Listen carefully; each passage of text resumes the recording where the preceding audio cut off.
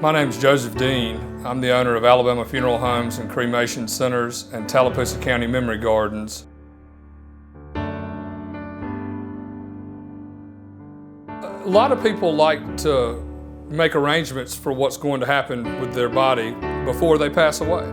And there are three different terms used synonymously for that: pre-need, pre-planning, and pre-arrangement.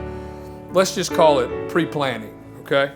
So pre-planning is exactly what it sounds like. In advance, before something happens, the pre, you make arrangements. So, it's not limited to people that are sick, not just sick, dying, people on palliative care. They're not the only ones that come in here and make these arrangements in advance.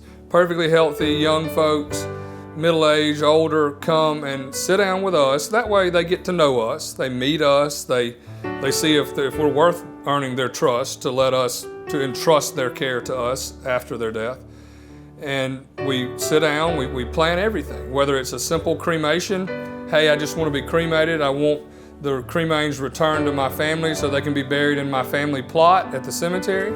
Or, hey, we're going to have a funeral with military and we're going to Arlington National Cemetery in Virginia, or anywhere in between. Those are the kind of things that the benefits of pre-arranging are helpful for.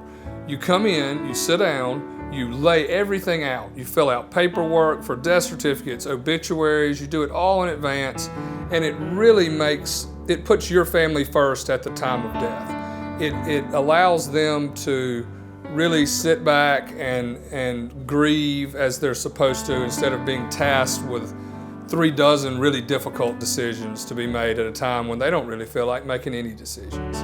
So pre-planning, pre-arrangement, pre-need, those are a wonderful thing you can do for your family to make it easier on them when you're gone. And funerals, you see, they're not for the dead, they're for the living. And you want them to be able to have the type of funeral they need to celebrate your life once you're gone.